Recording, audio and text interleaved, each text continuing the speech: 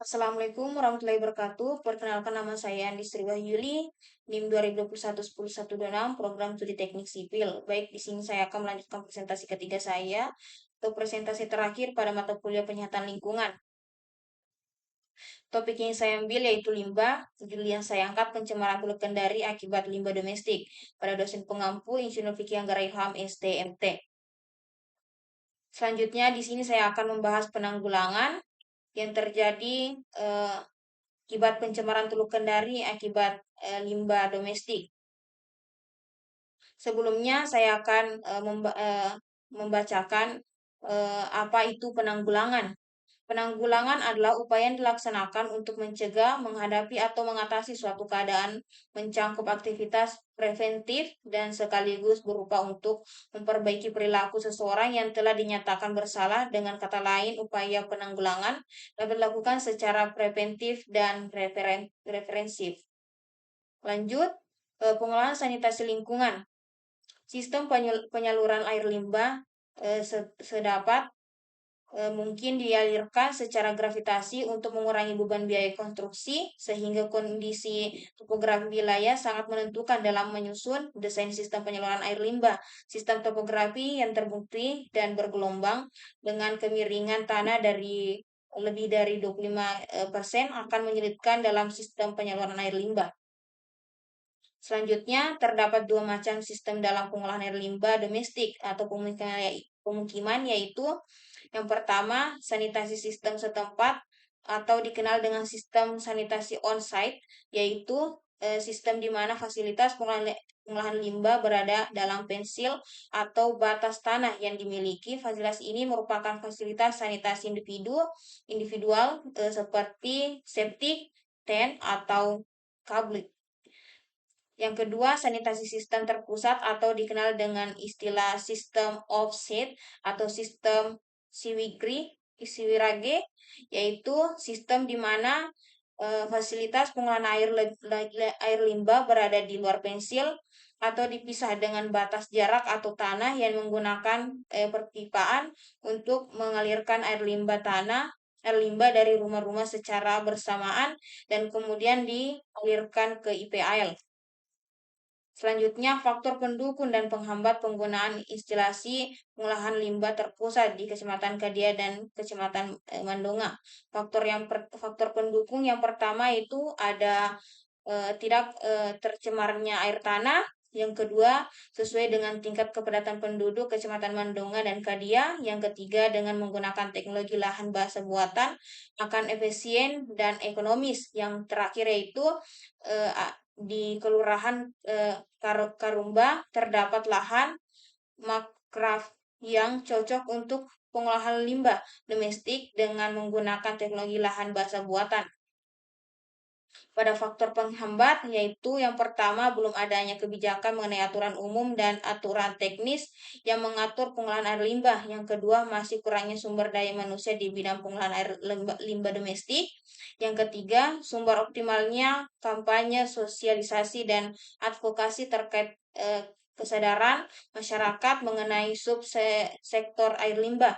Yang keempat, masih rendahnya alokasi dan APBD untuk subsektor air limbah. Yang kelima, dari hasil penelitian, menerapkan sistem pengolahan air limbah domestik tidak sesuai dalam buku sanitasi dan memorandum program sanitasi Kota Kendari, yaitu pada Kecamatan Mandonga dan Kadia yang seharusnya menggunakan sistem pengolahan air limbah terpusat, tetapi menggunakan sistem on-site komunal. Yang terakhir ada pengolahan limbah domestik dengan menggunakan teknologi lahan basah buatan tidak tercantum dalam buku sanitasi dan memorandum program sanitasi Kota Kendari.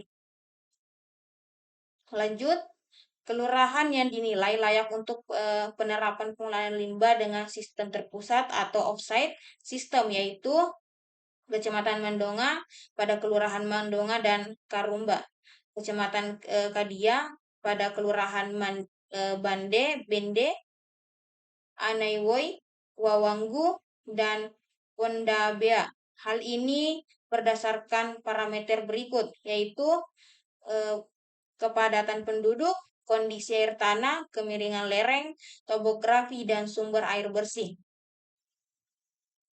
Baik, kesimpulannya yaitu seiringnya dengan bertambah jumlah kepadatan penduduk di Kota Kendari, perlu adanya pengolahan limbah yang dinilai efektif dan efisien guna mengurangi pencemaran lingkungan akibat limbah domestik khususnya di Teluk Kendari.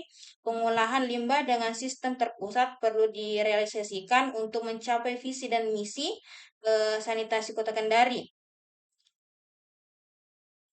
Potensi terbesar terancamnya Teluk Kendari yaitu akibatnya limbah domestik. Untuk itu perlu adanya penanganan guna mengurangi pencemaran tersebut dari berbagai sumber dan penelitian. Penggunaan limbah domestik dengan menggunakan teknologi lahan basa buatan layak dilakukan untuk mengurangi pencemaran di Teluk Kendari. Pengolahan limbah sistem ini adalah menggunakan makro. Apabila dilihat dari peta administrasi, Kota Kendari memiliki lahan mangrove yaitu tepatnya di Kelurahan Karumba. Dengan adanya lahan mangrove tersebut dapat difungsikan untuk pengolahan limbah domestik dengan menggunakan teknologi lahan basa buatan. Penentuan lokasi ini sudah memenuhi kriteria yaitu tata guna lahan, kemiringan lereng, dan jarak rencana lokasi IPAL domestik dari jalan untuk memudahkan pemeliharaan. Dari hasil analisa luas lahan yang dibutuhkan untuk IPADL domestik dengan menggunakan lahan basa buatan yaitu 2,14 ha. Inilah peta lokasi rencana IPAL domestik yang sesuai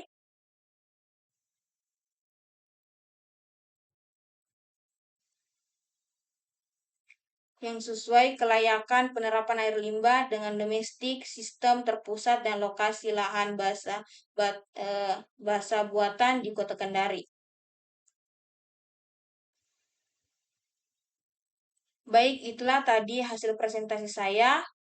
Eh, Baik, jika ada salah kata mohon dimaafkan. Billahi taufiq hidayah. Wassalamualaikum warahmatullahi wabarakatuh.